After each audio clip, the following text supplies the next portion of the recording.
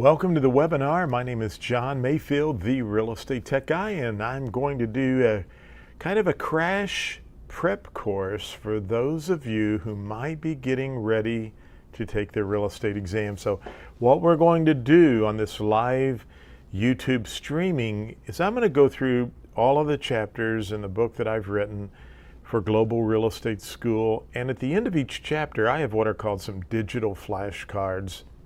And I'm going to pick out terms, even though all of the flashcards are there, I'm going to pick out, if I was helping you prepare to take the test tomorrow or in 2 days, which terms would I want you to really know? Because vocabulary is a huge part of passing the examination.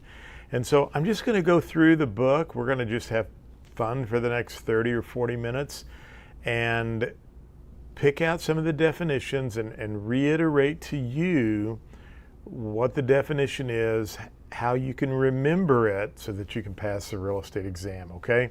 So I'm starting in chapter 1, and my chapter 1 actually begins with real property, personal property, real estate, chapters 1 and 2. And so there's a word that is good for you to know, and it is called an appurtenance. An appurtenance. Appurtenance.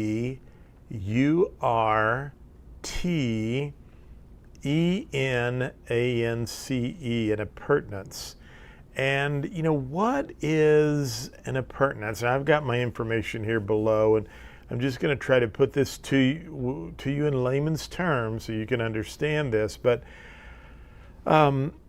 an appurtenance is a right or a privilege that attaches and passes with the property. So if you're leasing a property, that's an appurtenance. You know, there's a right there that passes with that.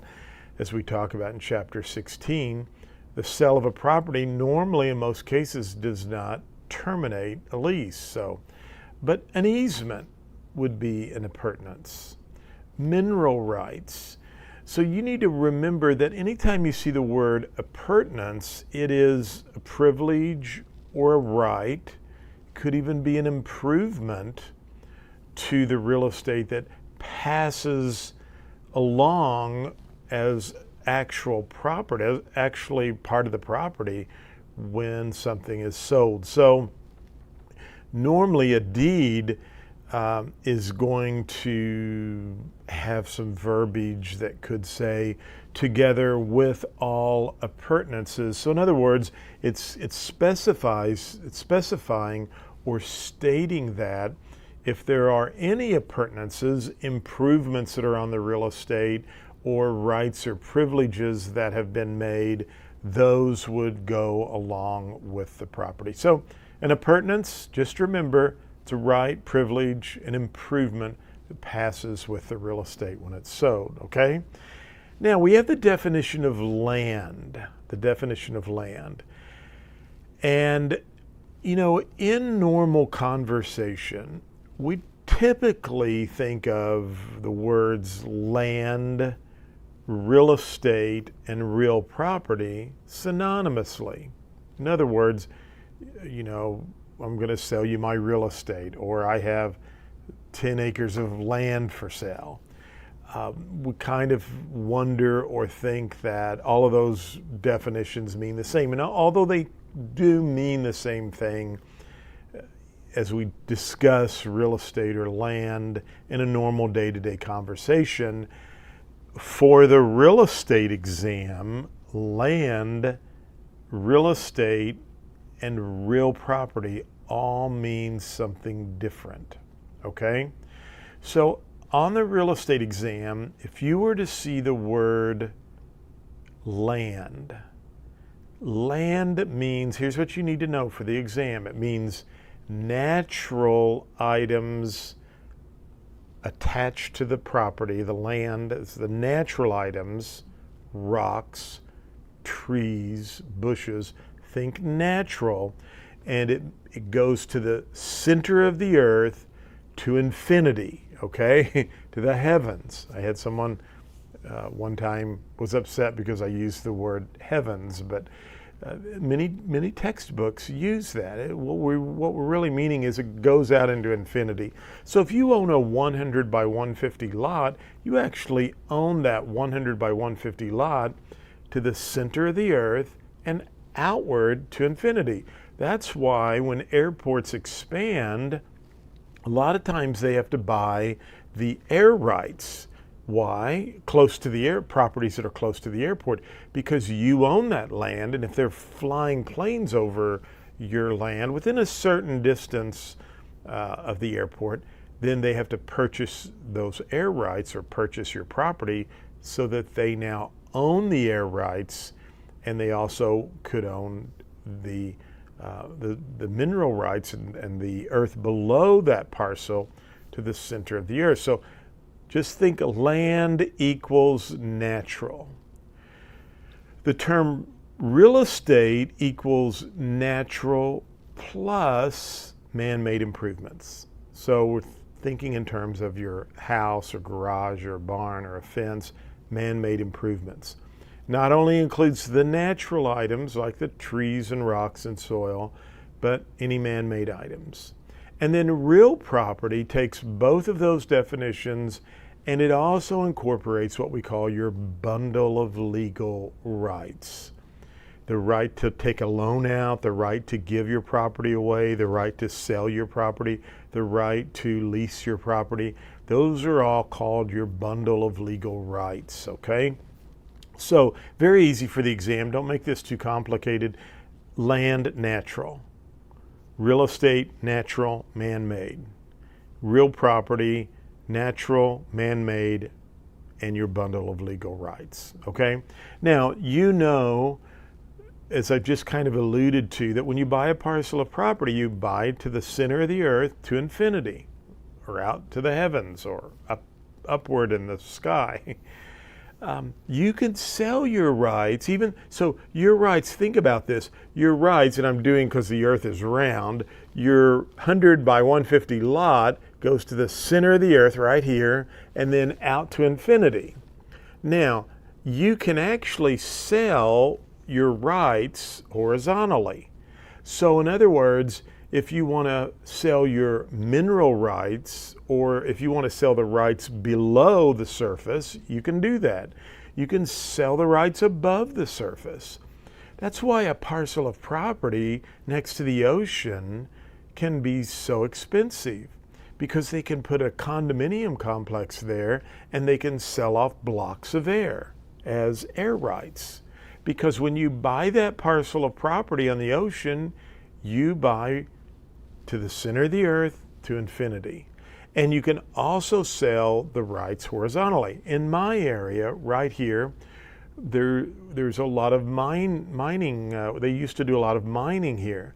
So the mining company came in originally, purchased all of the land. They didn't have any use for the air rights or the surface rights. They just wanted the mineral rights. So the mining company came in, bought up all the land in this area, and then when they started mining, well, they just turned around and said, look, we'll just sell the surface rights and let those people have the surface and air rights. We don't need that. So they probably sold all of the surface rights and collected enough money to pay back what they paid for that land in the first place and recouped all of their initial investment. And then they kept, when they sold that property, they kept the mineral rights. So a lot of the people in my area, when they purchase property, they do not get mineral rights. They're only getting surface and air rights. But in most parts of the United States, you're going to get the mineral rights, the surface, and the air rights. And keep in mind, you can sell those horizontally. You can sell your mineral rights, you could sell your surface, and you can sell the air rights, okay? And hopefully that makes sense. But you need to know the definitions of land, natural items, good job, real estate, natural items plus the man-made items, and real property, which is natural, man-made, and those bundle of legal rights. Remember, when you buy real estate, you have a bunch of rights that go along with it. You can lease it. You can sell it. You can give it away. You can will it to someone. You can take a loan out on it. There are lots of rights you have. And so the definition of real property brings all of those together. Now, there's two other definitions, but I told you I want to kind of keep these on items you might see on the test. And I'm thinking this one I can't remember. But let's just go over them anyway. There's what we call the feudal ownership system and the alloidial ownership system. Feudal is when the king owned all of the property, and the king then would lease it back to people, our ancestors, okay? Alloidial is what we have in America. It's the right for you and I to own real estate. Here's how I remember it. It's real easy. Alloidial system, A for alloidial, A for America. Feudal is king. A, B, C, D, E, F, G, H, I, J, K. Well, feudal's closer to the K, right? King. But if you can remember, alloidial, America, A and A. And then if you see feudal, you know that's where the king owned all the property. Well, good job. Let's go on to chapter 2, where I talk more about personal property. The term chattel, C-H-A-T-T-L-E, chattel, that is personal property. It's an item of tangible personal property. Personal property is anything that's immovable. You might see some questions on the exam that really want you to distinguish between something, is it personal property or is it a fixture? Personal property is immovable. Your furniture, refrigerator, your washer dryer, those are all personal property. A fixture is an item that's been so attached to the property that now it's actually a part of the real estate.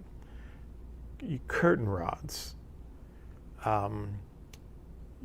Think about a built-in range or a built-in dishwasher. At one time they were personal property, but they've been so attached to the property that now they are called fixtures and they're a part of the real estate. Fixtures stay with the property. So you might see questions that ask you, is this item personal or is it real?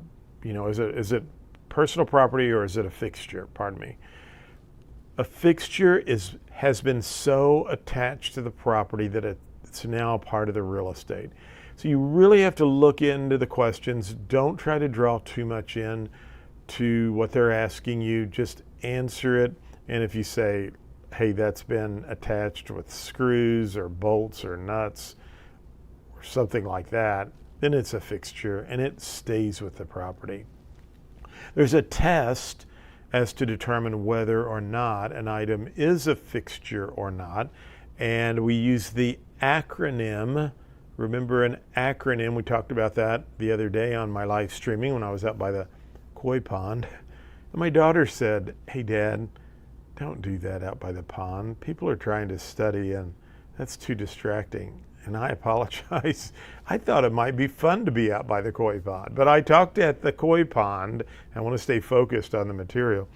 I talked at the koi pond about the acronym for a fiduciary obligation. Fiduciary. It's called COLD. C-O-A-L-D. Care, obedience, accounting, loyalty, and disclosure. So an acronym's a word, and we take each letter in the word, and each letter makes another word that you can remember all of the stuff that you have to know for the exam. So another acronym to determine, the courts will use to determine whether an item is a fixture or not is called MAID. M-A-I-D, MAID. Method of attachment, how was that attached?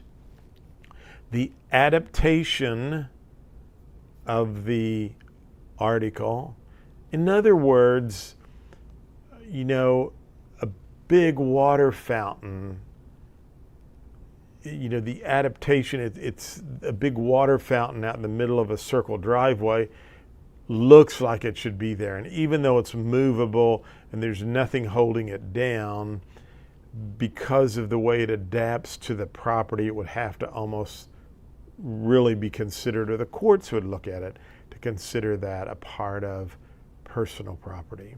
So we've got method of attachment. How was it attached? If it's screws and bolts and things that have been affixed, hey, it's a fixture, okay? How was it attached? If it wasn't attached with anything, then it's probably personal property. This is how the court will determine. So method of attachment, how did it adapt to the real estate? Then the intention of the parties. And then D, did an agreement exist? Was there something on the contract? So that's what they're going to look at. The method of annexation, how was it attached, adaptation of the article, the intention of the parties, and did an agreement exist? It's going to go back here to intention of the parties and talk about that. But just if you can remember made, you'll be in good shape. So a couple of other definitions, and you could see this. What is an implement? Implement. An implement is a growing crop, also sometimes called something, I'm not even going to attempt, fructus industrialis. Anyway, Fructus. The YouTube trolls will come after me here. Industrialis. Fructus industrialis. They took phonics out of school when I was a kid. But grapes, blueberries, anything that's annually being cultivated, crop, corn or wheat or soybeans, we have a lot of that going on here now in my area. And if you sold that farm and a farmer had leased his land to someone else to plant beans or corn, that's considered personal property. Okay, so the tenant, if I am selling my farm and I have 600 acres and I had leased my 600 acres to a farmer friend to plant corn, if I sell my farm, the corn that's in the fields being ready to be harvested right now is considered personal property. So the new owner cannot take possession of that. It's going to remain with the tenant that I leased it to. So implements are called growing crops, fructus industrialis, something like that. Those are annual growing crops, and they are personal property. Now, a trade fixture, you will probably see this on the exam. A trade fixture is something that was installed by the tenant. Think of in our area, we have a bunch of quick trips, QTs. You might think, other things I'm thinking that are out there, is it Roadrunner, a mobile service station, any kind of, any business that is leased. A lot of fast food restaurants, believe it or not, they lease those businesses. There's an investor who owns that building and owns the land and leases a long-term lease to the fast food restaurant. Well, the fast food restaurant installs trade fixtures, ovens, ranges, booths. At Quick Trip or the gas stations are going to install gas pumps and soda fountains and coolers and all of those items. Those are considered trade fixtures, and they belong to the tenant, okay? So when the lease is up, the tenant can take the trade fixtures with them. Now, if the tenant fails to remove the trade fixtures prior to the expiration of the lease, then the landlord gets to keep those trade fixtures, okay? And that process of the landlord or the owner keeping those trade fixtures is called a cession, okay? A cession. Or pardon me, not a cession. That is called, I thought I had that here, but that's a cession is, we'll talk about that here in a second. But yeah, it is called a cession. I was thinking of something else, but it is called a cession. So, all right.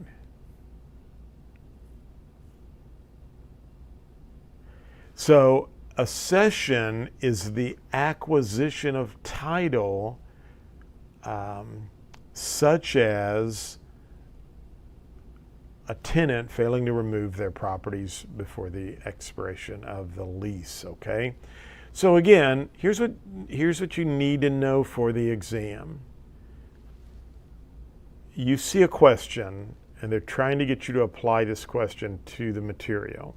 And the question is about a person or more than one individual or a company who has installed equipment or other items to run their business.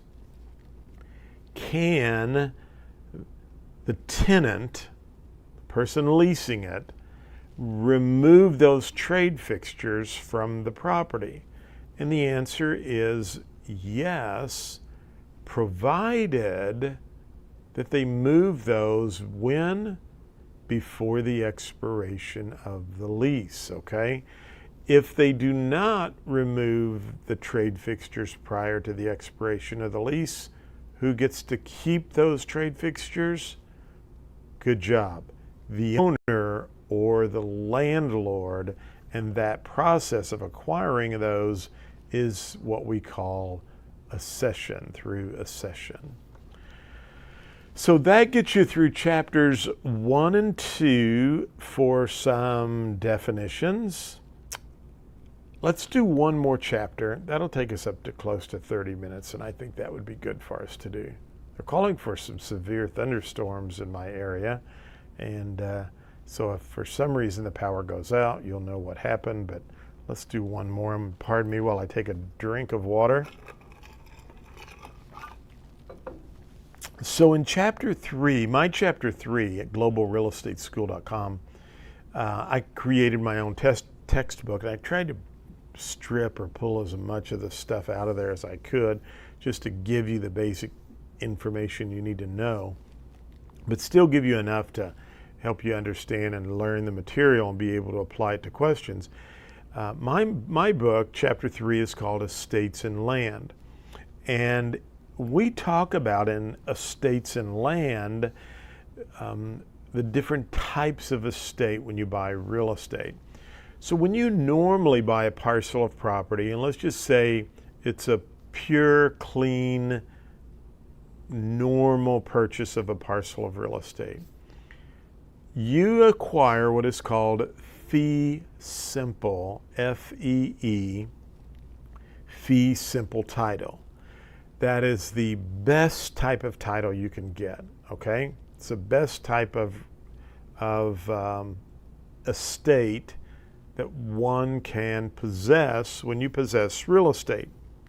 Freely transferable, freely inheritable. In other words, you can leave it to your heirs, and it's just perfect. It's pure. It's the best, highest form of ownership. Fee simple. There are properties that you could purchase that have what we call a defeasible fee, or a fee simple defeasible. There are actually a couple of types of these. A defeasible fee, this actually is subject to something, an event happening. In other words, if I granted you property and I said there could never ever be any businesses operated on this property, that could be a fee simple defeasible or a fee defeasible, or, well, it is a fee simple defeasible. It's a fee defeasible. But there are two types of these. One, there's an automatic reversion, and the other, you have to go to court. And you probably won't see that type of detail on the exam, so don't worry about that. What I want you to understand and know is that a fee simple defeasible means there's some kind of limitation to the title. Remember, the purest, best type of ownership we have is what? Fee simple. It's pure, it's absolute, there's freely transferable. You can freely, easily leave it to someone in your will. But a fee simple defeasible or defeasible fee, or sometimes called a condition subsequent, that's why you need to go to globalrealestateschool.com and get the flashcards if you are not in our school, the digital flashcards. Just think in terms of this. There's some type of stipulation. Can never sell liquor on the property. Can never operate a business. It's funny, I went to school at Cape Girardeau, and I remember I got my license in 1978 at the age of 18, and so I knew about fee simple defeasible because I had gone back and got my broker's license, and it was right before I started teaching real estate school, believe it or not. But I remember that back in the day in college, our business law professor was telling us about the girls' dormitory. And that land, he said, was given to the school as a fee simple defeasible. And here's what the grantors, the people who own the real estate, who, remember when they had it, it was fee simple, pure, easily transferable, easily inheritable. No, nothing obstructing it. But when they gave it, one of those bundle of legal rights, remember? When they gave it to the Southeast Missouri State University, and this is according to my professor, the owner said, you can have it so long as it's used as a business school. The land, they had to build a business school there. Well, the university built a dormitory. I guess all the business teachers knew about it and were ticked off.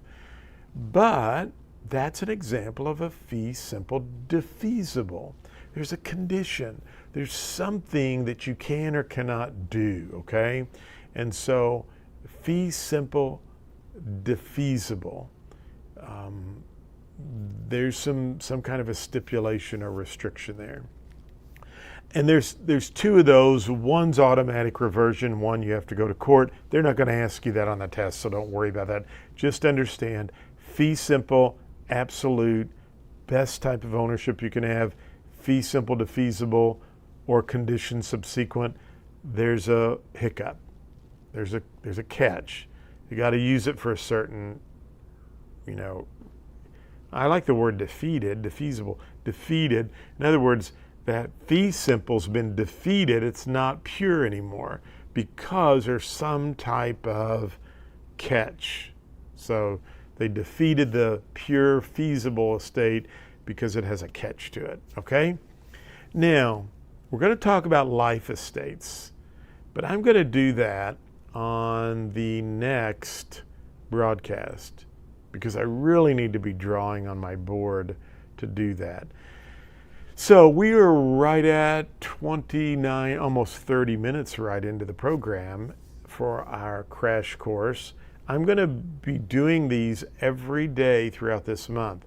So you can download these. I'm going to put them also on my podcast. So number one, here's what I need you to do. If you've been watching this, thank you. I appreciate it. Give me a good positive review. I'm trying to build my YouTube channel. So subscribe. I'd love for you to subscribe to my YouTube channel. Subscribing is huge, and I need that. I'm way down at the bottom of the totem pole, but you can get in on the ground floor, okay? Because we want to take it as high as we can go. So subscribe to that. Number two, go over to iTunes and search for Global Real Estate School. I'm on Podbean and iTunes. But if you go over to iTunes, you can find it there, and you can, from there, you can subscribe to our iTunes, give us a 5-star review. But when you're in your car, you can listen to the podcast. And so if you're preparing and studying for the exam every day this month, I'm going to try, okay? I am flying to Mexico for a conference I'll be speaking at. But we'll try to get it done. But listen in your car. We'll be talking about definitions. We'll be going through the entire book. And these will be great for you when you're exercising, when you're in your car, or just around the house. Throw your earphones in and you can listen. And we'll all stay focused on the material. I like to have fun occasionally. You got to have a little bit of fun. But I'm going to try to stay focused on the material, and we'll get through all of this information. So thanks for watching and or listening, because I'm stripping the audio off to put on my podcast. But thank you so much. Please be sure and subscribe to us on YouTube. If you go to just search for Global Real Estate School on YouTube, you'll find us there. Same way with iTunes. Give me a positive review, 5-star review on iTunes. That would be huge as well. And subscribe to both of those channels as well. Thanks again. I hope you have a great day, and I appreciate you watching the podcast.